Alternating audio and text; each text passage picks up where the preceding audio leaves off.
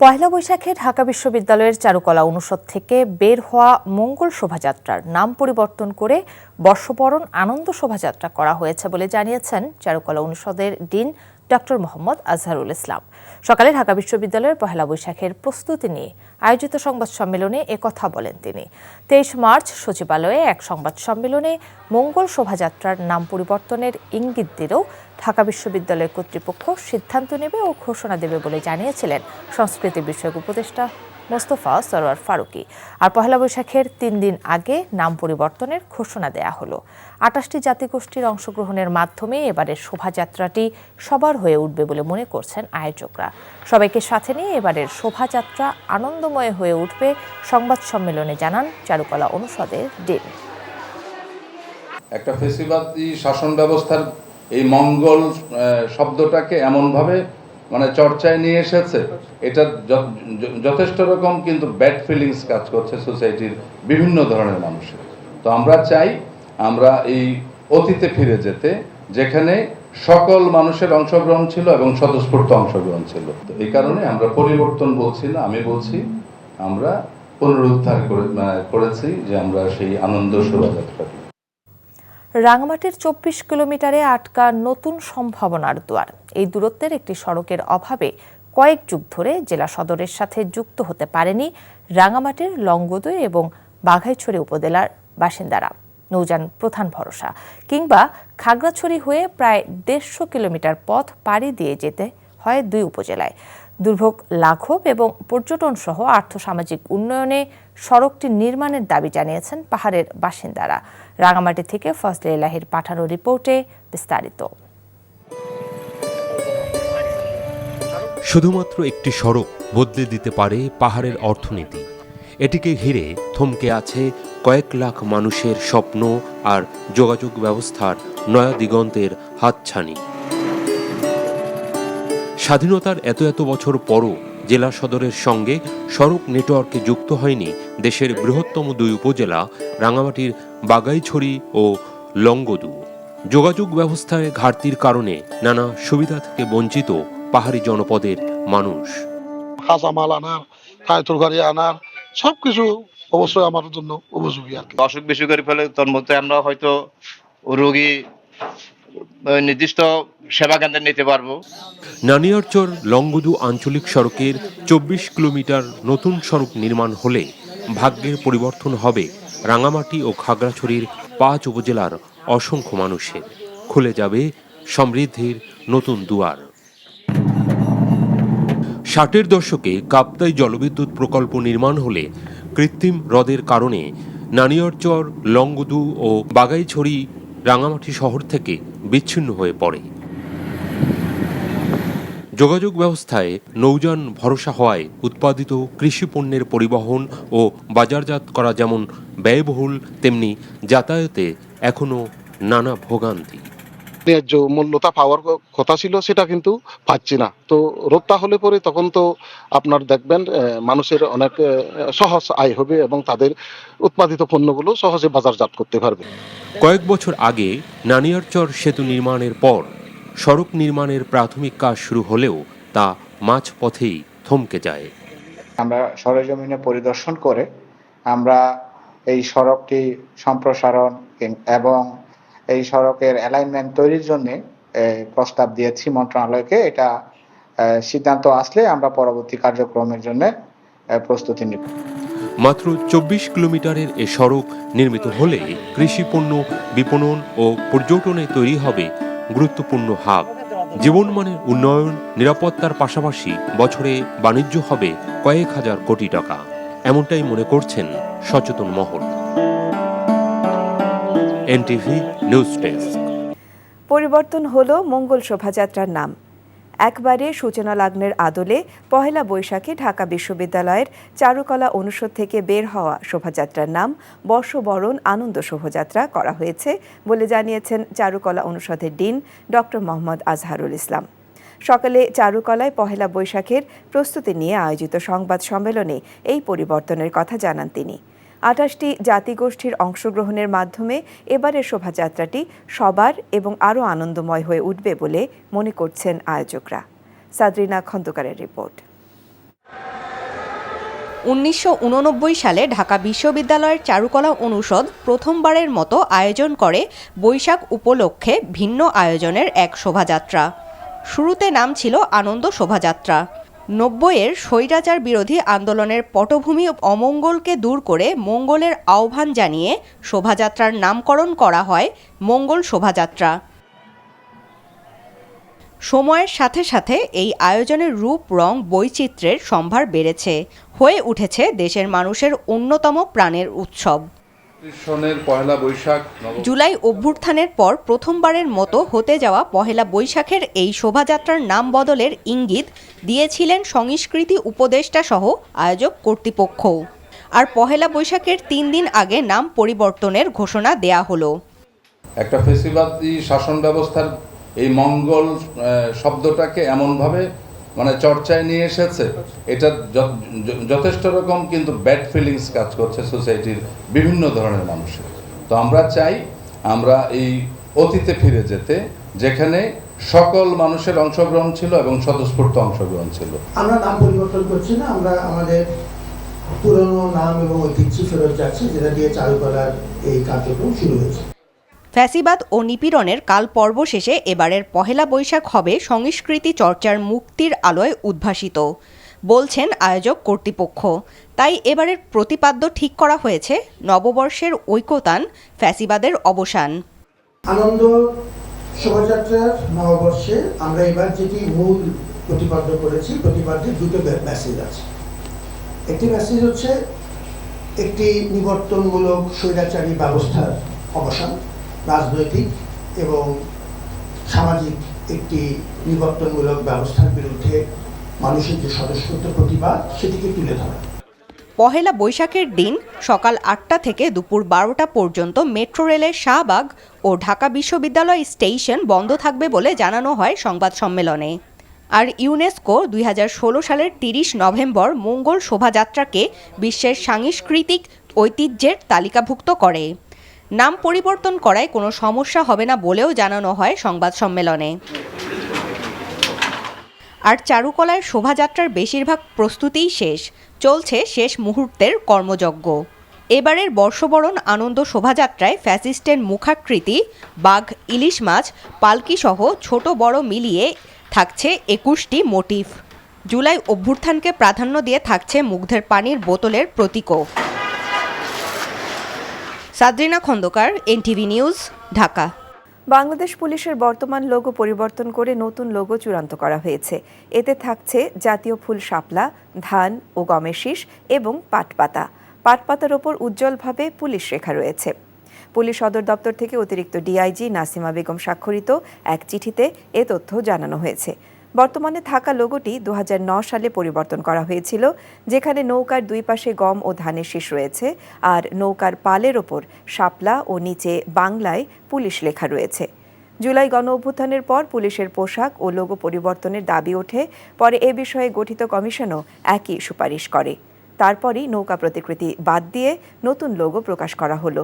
এ বিষয়ে প্রজ্ঞাপন জারির পর দ্রুত পুলিশ বাহিনীর পতাকা, পোশাক, সাইনবোর্ড সহ সবকিছুতে নতুন লোগো ব্যবহার করার নির্দেশ দেওয়া হয়েছে সদর দপ্তর থেকে। গাজায় নিরস্ত্র ফিলিস্তিনিদের ওপর ইসরায়েলি বাহিনীর বর্বরতা গণহত্যার প্রতিবাদে জাতীয় মসজিদ বায়তুল মোকাররম এলাকায় জুমার নামাজের পর বিক্ষোভ করছেন মুসল্লিরা। ফিলিস্তিনের নিরস্ত্র নাগরিকদের ওপর ইসরায়েলের গণহত্যার প্রতিবাদ জানাতে শুক্রবার জুমার নামাজের পর বায়তুল মোকাররম উত্তর গেটে বিক্ষোভ সমাবেশ করেন মুসল্লিরা। তারা জানান, ফিলিস্তিনে যে গণহত্যা চালানো হচ্ছে তা মানব সভ্যতার ইতিহাসে জঘন্যতম বর্বরতা। ইসরায়েলের নৃশংসতা থেকে রক্ষা পাচ্ছে না নারী ও শিশুরা। এমন ভয়ঙ্কর নিষ্ঠুর হামলা বন্ধের দাবি জানান আন্দোলনকারীরা। ইসরায়েলকে হামলা বন্ধে বাধ্য করতে মুসলিম দেশগুলোকে উদ্যোগ নেওয়ারও দাবি জানান মুসল্লিরা। ইসরায়েলি বাহিনীর বর্বরতার শিকার ফিলিস্তিনি মানুষের চিকিৎসা ও খাদ্য সহায়তা নিশ্চিত করার জন্য জাতিসংঘের প্রতি আহ্বান জানান বক্তারা। পরে বিক্ষোভে অংশ নেন মুসল্লিরা। এ বিষয়ে আরও জানতে যাচ্ছি বায়তুল মোকাররম এলাকায়। সেখানে আছেন সিনিয়র করেসপন্ডেন্ট তামজিদ সুমন। তামজিদ, ফিলিস্তিনে ইসরায়েলি বাহিনীর বর্বর আক্রমণ ও গণহত্যার প্রতিবাদে আয়োজিত এই বিক্ষোভ থেকে কী দাবি জানানো হচ্ছে এবং কারা এতে অংশ নিয়েছেন?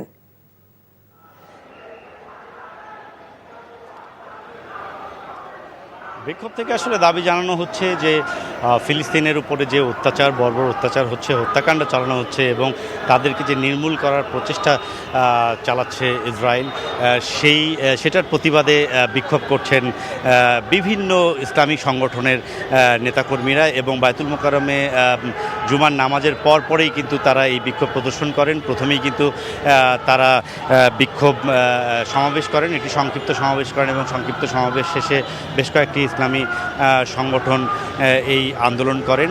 তারা বলছেন যে ফিলিস্তিনে যেই বর্বর এবং নির্মম অত্যাচার করা হচ্ছে, সেই ফিলিস্তিনের ভূখণ্ডকে যেভাবে নিশ্চিহ্ন করার অপচেষ্টা করা হচ্ছে এবং তাদের উপর যে অত্যাচার করা হচ্ছে সেটি যেন না করা হয়, অবিলম্বে সেটি বন্ধের দাবি জানাচ্ছেন। এবং তারা বলছেন যে বিশ্ব নেতারা কি দেখছেন, বিশ্ব নেতারা বসে আছেন, তারা আহ্বান করছেন যে বিশ্ব নেতারা যেসব মুসলিম রাষ্ট্রগুলো আছে ক্ষমতাধর, সেসব রাষ্ট্রের প্রতি আহ্বান জানাচ্ছেন তারা যেন এই ফিলিস্তিনে যে অত্যাচার হচ্ছে, হত্যাকাণ্ড হচ্ছে, সেগুলো বন্ধ করতে তারা যেন হস্তক্ষেপ করেন এবং তারা একটি শান্তির প্রতিষ্ঠায় যেন তাদের অবদান রাখেন। এখানে কিন্তু বিভিন্ন প্ল্যাকার্ড এবং ব্যানার এগুলো নিয়ে মিছিল করছে, বিক্ষোভ প্রদর্শন করছে এবং মুসল্লিরা বারবারই বলছেন যে এইরকম অত্যাচারের পরেও বিশ্ব ইসলামী যে নেতৃবৃন্দ তারা নিশ্চুপ রয়েছেন, সেটির প্রতিবাদ তারা জানাচ্ছেন এবং অবিলম্বে বিশ্ব শান্তি প্রতিষ্ঠায় যেন তারা আহ্বান জানান এবং ফিলিস্তিনের উপরে যে ইসরায়েলি আগ্রাসনের যে আক্রমণ এবং হত্যাকাণ্ড, সেই হত্যাযজ্ঞ যেন অবিলম্বে বন্ধ করা হয় সে দাবি জানাচ্ছেন তারা। আফসানা।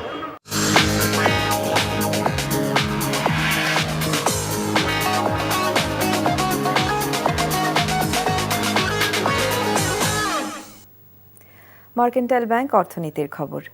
চালের বাজারের অস্থিরতা যেন কাটছেই না। বাড়তি দামেই বিক্রি হচ্ছে প্রায় সব ধরনের চাল। বাজারে নতুন চাল না আসা পর্যন্ত দাম কমার সম্ভাবনা নেই বলছেন বিক্রেতারা। এদিকে দাম বাড়ার আভাসে আবারও সয়াবিন তেলের সরবরাহ কমিয়ে দেওয়া হয়েছে। অন্যদিকে সবজি সহ ছোট বড় সব ধরনের মাছের দামই চড়া। বাংলা বর্ষবরণ উপলক্ষে বেড়েছে ইলিশের দামও, তবে কিছুটা স্বস্তি মিলছে ডিম ও মুরগির বাজারে। আরাফাত ইসলামের রিপোর্ট।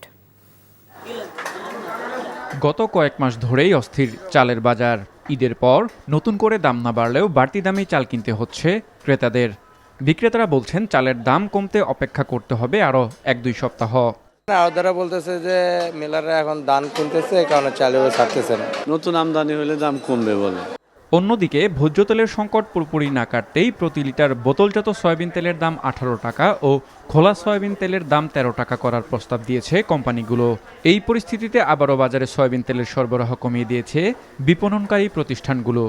আমরা যে পরিমাণ মাল চাচ্ছি ওই পরিমাণ তেল দিচ্ছে না এবং আমাদেরকে আগাম বাতাস দিচ্ছে যে লিটারে 15 থেকে 16 টাকা বাড়তে পারে, আপনারা ওইভাবে তেল বিক্রি করেন। আরেকটু মনিটরিং, মানে আগে যেমন রোজার সময় যে মনিটরিংটা ছিল, মনিটরিংটা জোরদার করা, সাপ্লাইটা ঠিক রাখা। সাপ্লাই ঠিক রাখলে এমনি তো আপনার দাম কমে যাবে।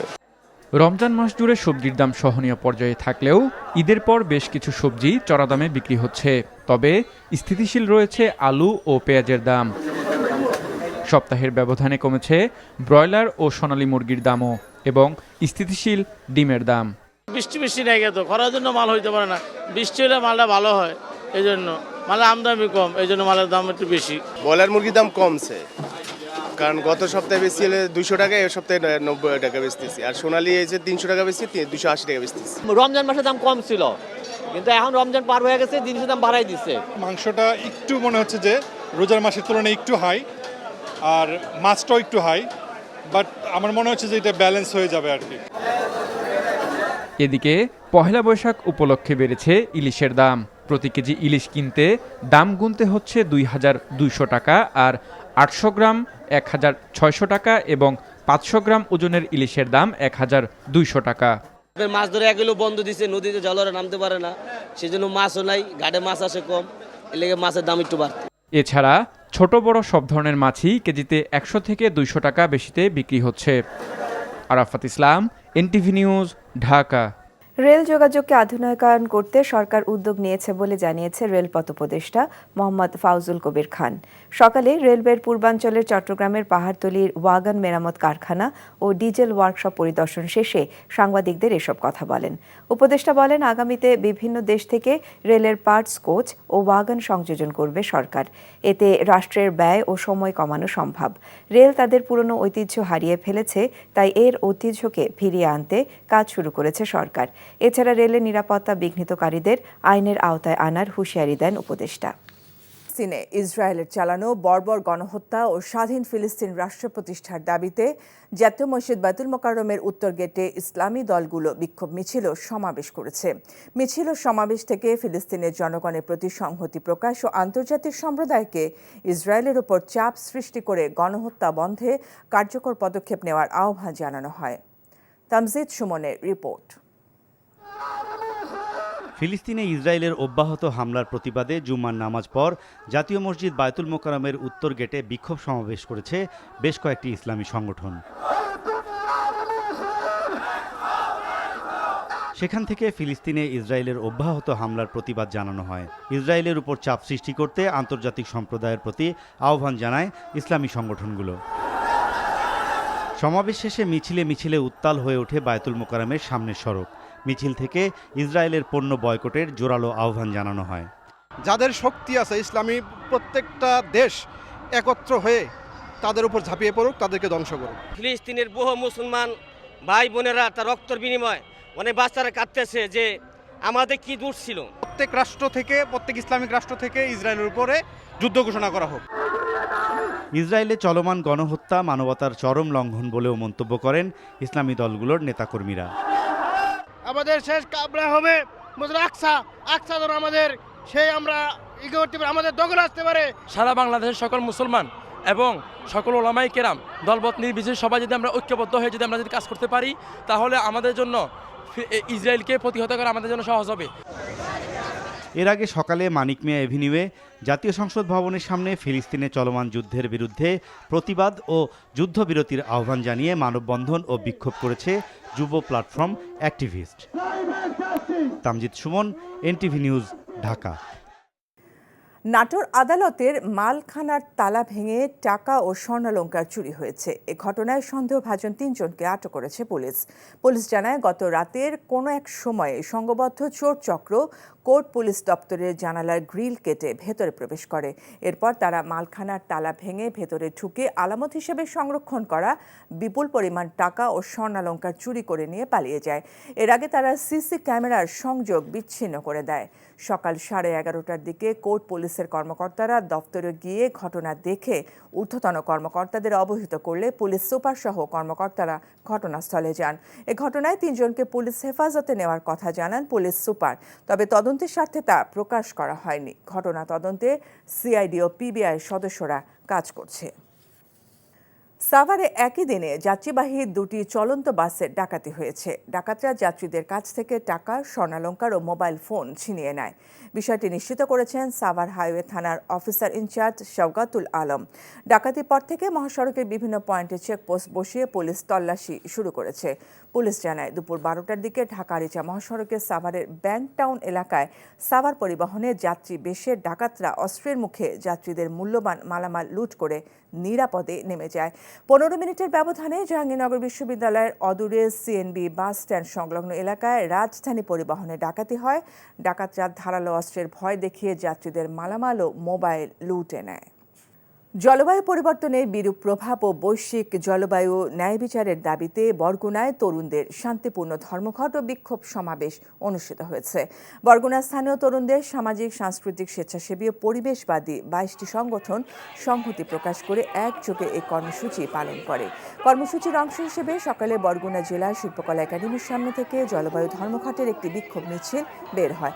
পরে মিছিলটি শহরের প্রধান সড়ক প্রদক্ষিণ করে বরগুনা প্রেস ক্লাব চত্বরে এসে সমাবেশে রূপ নেয়।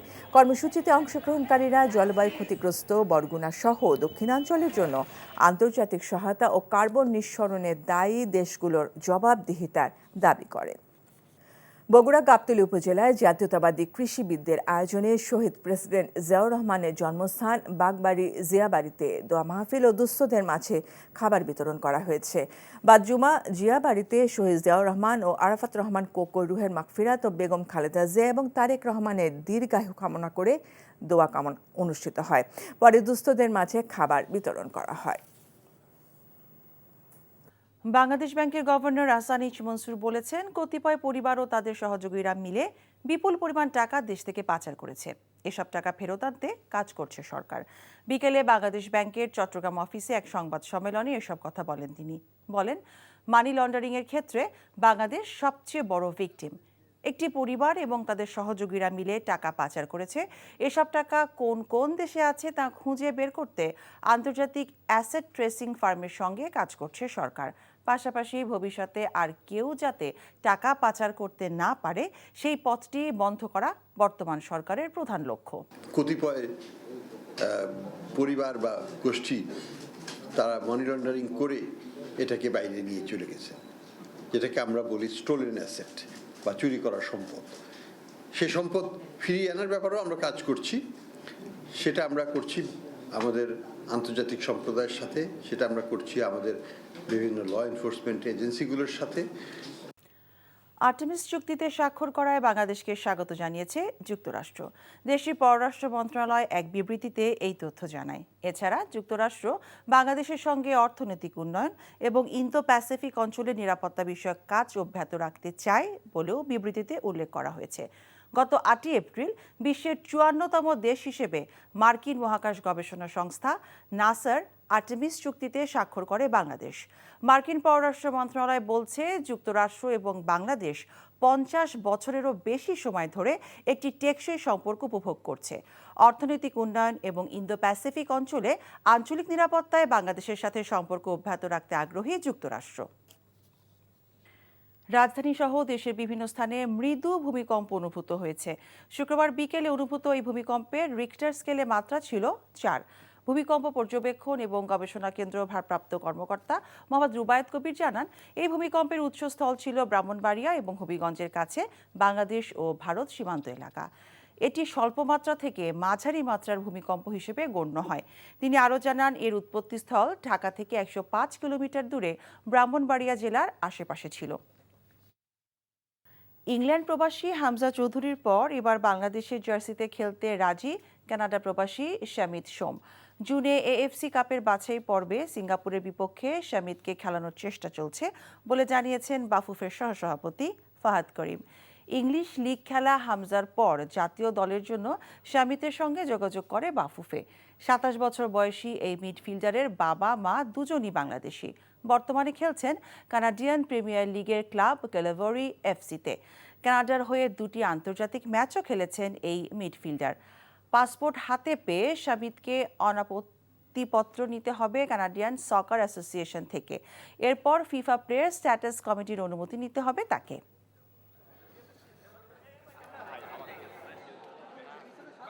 বলে he has send me message যে উনি কনফার্ম করেছে যে হ্যাঁ উনি খেলতে চান। এখন আমরা কিছু গ্রাউন্ড ওয়ার্ক করে রেখেছিলাম আগের থেকেই, বাট তারপরে গোয়িং ফরওয়ার্ড ওই প্ল্যানটা করব এবং ওনাকে ক্যালেন্ডার শেয়ার করব আমি। সো ক্যালেন্ডারটা দেখে উনি বলতে পারবে উনি কোন কোন খেলার জন্য অ্যাভেলেবল হবেন না। আমরা আশা করি ইনশাল্লাহ ডেফিনেটলি কিছু খেলাতে ওনাকে পাবো। And I think it's a great another very big news for Bangladesh football and the fans of football.